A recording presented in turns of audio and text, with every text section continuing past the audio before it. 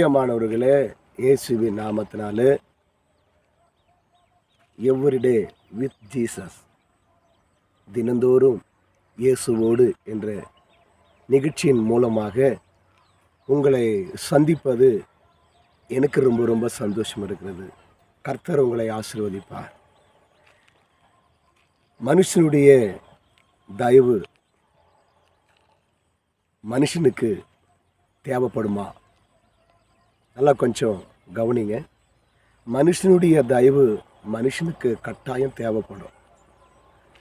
இந்த காலகட்டத்தில் மனிதர்கள் சொல்லுகிற வார்த்தை கேட்கும்போது, மனுஷனுடைய தயவு எனக்கு வேண்டாம், எனக்கு எல்லாமே இருக்கிறது, பணம் இருக்கிறது,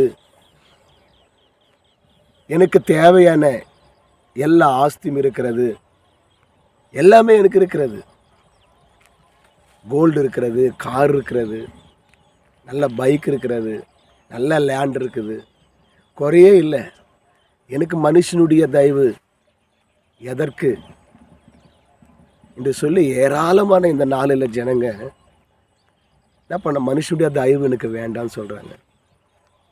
கட்டாயம் மனுஷனுடைய தயவு நமக்கு தேவைப்படுது. மனுஷனுடைய தயவு உனக்கு வேண்டாம் அப்படின்னு சொன்னால் நீ இந்த உலகத்திலே வாழவே முடியாது. மனுஷனுடைய தயவு தேவைப்படுது. ஏன்னு சொன்னால், நீ சாப்பாடு சாப்பிடும்போது கூட மனுஷனுடைய தயவுனால தான். அம்மாவுடைய தயவு எனக்கு வேண்டான்னு சொல்கிறேன், தகப்பனானுடைய தயவு எனக்கு வேண்டான்னு சொல்கிறேன், அண்ணன் தம்பினுடைய தயவு எனக்கு வேண்டான்னு சொல்கிறேன், அக்கா தங்கச்சியுடைய தயவு எனக்கு வேண்டான்னு சொல்கிறேன், உன்னுடைய சிநேகிதனுடைய தயவு கூட எனக்கு வேண்டாம்னு சொல்கிறேன். கொஞ்சம் ஆலோசனை பண்ணிப்பார். எத்தனை நாளைக்கு இப்படி நீ வாழ போகிற? மனுஷனுடைய தயவு மனிதனுக்கு தேவைப்படுகிறது. புரியுதா உனக்கு? தனிமையாக இருக்காத. எல்லாரோட சேர்ந்து கூடி வாழும்போது பெரிய ஆசீர்வாதம், சமாதானம் உண்டாகும். யாரும் எனக்கு வேண்டாம், அம்மா வேண்டாம், அப்பா வேண்டாம், அண்ணன் தம்பிங்க வேண்டாம், தங்கச்சி வேண்டாம், அக்கா வேண்டாம், சிநேகிதன் வேண்டாம், சொந்த பந்துக்கள் வேண்டாம்னு சொல்லி தூரமாக இருக்கிறேன், வேண்டாம். அப்படி செய்யாத. அவங்களோடு சேர்ந்து வாழ. ஒரே வாழ்க்கை தான் மறுபடியும் நமக்கு வாழ்க்கையில். பிரதர், எனக்கு அன்பான தேவனுடைய பிள்ளைகளை, இது ஒரே வாழ்க்கை நமக்கு, மறுபடியும் வாழ்க்கையில் இந்த உலகத்தை விட்டு நம்ம போக போகிறோம். ஆனால் இந்த உலகத்தில் இருக்கும்போது நம்ம என்ன செய்யணும்னா, எல்லாரோடு கலந்து வாழணும், எல்லாருடைய தயவோடு வாழணும். கடவுளுக்கு மனுஷனுடைய தயவு தேவைப்பட்டுச்சு அப்படின்னு பைபிள் வசனம் இருக்கிறது. லூக்கா எழுதின சுவிசேஷம் 2ஆம் அதிகாரம் கடைசி வசனத்தை படிக்கிறேன், கேளுங்க. இயேசுவானவர் ஞானத்திலும் வளத்திலும் தேவ கிருபையிலும் மனுஷர் தயவிலும் அதிகமாய் விரித்தடைந்தார். பார்த்தீங்களே, இயேசுவுக்கு மனுஷனுடைய தயவு தேவைப்பட்டது. மனுஷனுடைய தயவு. ஹல்லேலூயா. ஆச்சரியமாக இருக்குதுல்ல? கடவுளுக்கு போய் மனுஷனுடைய தயவு, இதே ஆச்சரியமாக இருக்குது. ஆமாம், ஆச்சரியம்தான்.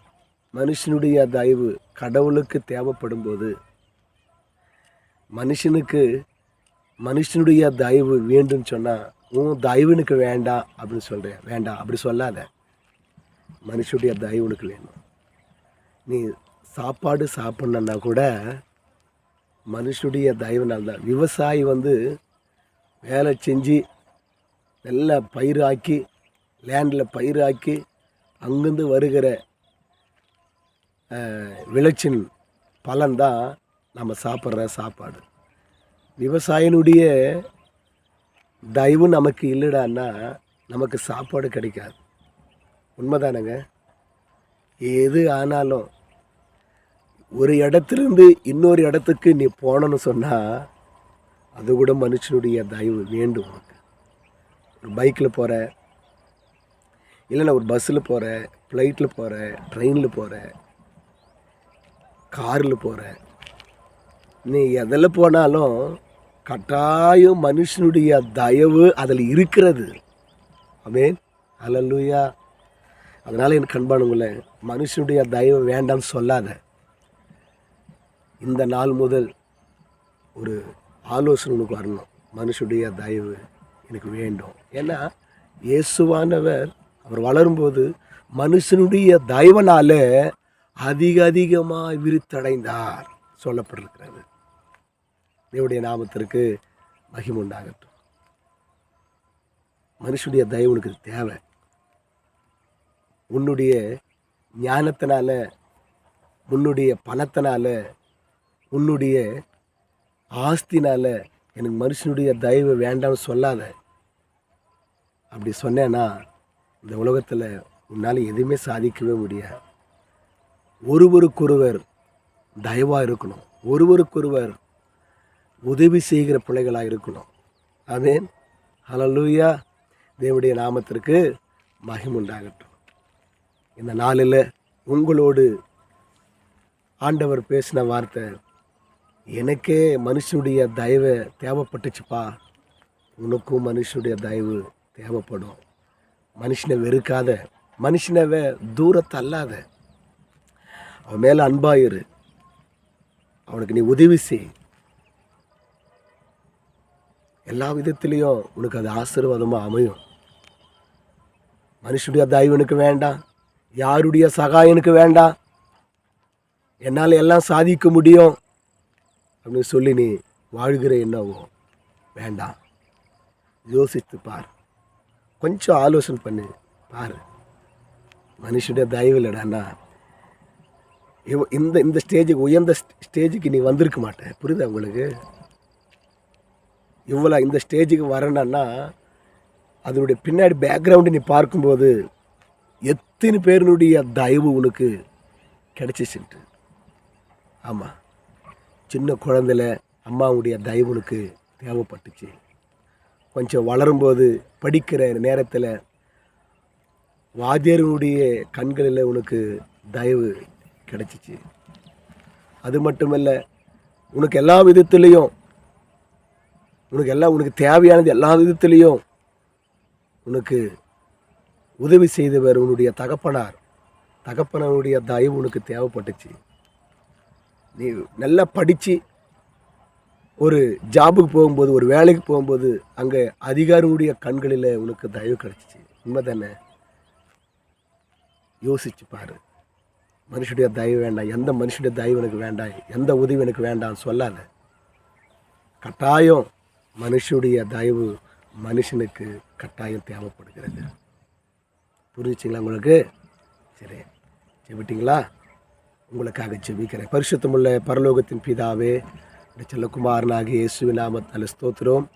இந்த நாளில் நல்ல ஒரு அருமையான ஒரு வார்த்தை எங்களோடு பேசுனீங்க. ஆவியானவரே ஸ்தோத்திரம்.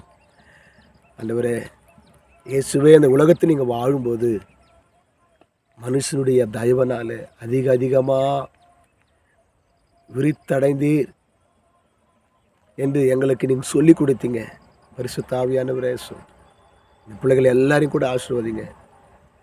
நான் தனிமையாக இருந்து ஏதாவது சாதிக்கணும்னு சொல்லி நினைக்கிறாங்கப்பா. ஆனால் இந்த நாளில் நீங்கள் பேசுனீங்க, மனுஷன் ஒருவருக்கொருவர் தயவாகவும் ஒருவருக்கொருவர் உதவியாகவும் ஒருவருக்கொருவர் எல்லா விதத்திலையும் அன்பாகவும் இருக்க வேண்டும் சொல்லி உங்களோடு பேசின வார்த்தைக்காக நன்றி செலுத்துகிறோம். பிள்ளைகளை ஆசீர்வதியும், உடைய நாமமே மையப்படட்டும். இயேசுவின் நாமத்தால் கேட்கிறோம் பிதாவே, ஆமென். God bless you. கர்த்தர் உங்களை ஆசீர்வதிப்பாராக.